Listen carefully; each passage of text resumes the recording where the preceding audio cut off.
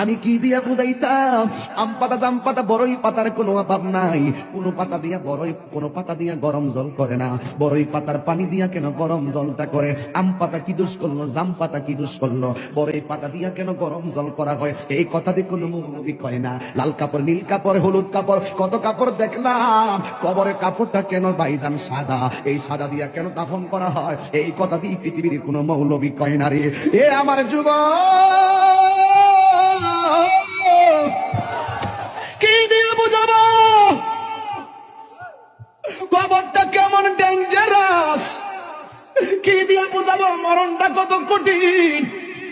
কি দিয়া বুঝাবো তাহির যে একটা দিন চলে যাওয়া মানে হলো আমার জীবন থেকে চিরদিনের জন্য দিনটা চলে গেছে। কোটি টাকা দিয়েও এই ঘন্টার সময়টা আনতে পারতাম না। এখন আমি শ্বাস ফালাইতাছি, 1 টাকা বিল দেওয়া লাগে না। নদীর পারে হাওয়া খাই, বিল দেওয়া লাগে না। পল্লী বিদ্যুতের ফ্যান বাতাস খাইলে বিল দেওয়া লাগে। আইসিইউতে ঢুকা গেলে দিনে 50,000 টাকা গোনা লাগে। আমার আল্লাহ যে কত নিয়ামতের বাতাস আমরা ঢুকাইতেছে, বাইরে কইরাইতেছে, 1 টাকা বিল নেই না। আল্লাহ কয় বিল লাগতো না, শুধুমাত্র তোরা 5 বার আইসা কপালটারে মাটির মধ্যে লাগাইয়া দিবি। সুবহান রাব্বিয়াল আলা বলবি। দুনিয়ার মালিকের ডিউটি 20 দিন না করলে 20 দিনের বেতন কাটা। আর আমার আল্লাহ তোরে হাজিরা দিছে দৈনিক 5 বার। 1 মাসও হাজিরা দেও না, 2 মাসও দেও না, মাঝে মাঝে সিটারি হাজিরা দাও।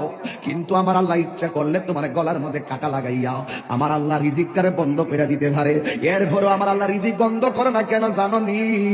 কারণ হলো আমার আল্লাহ কয় আমি আল্লাহ তোরে মায়া কইরা বানাইছি, মায়া লাগে।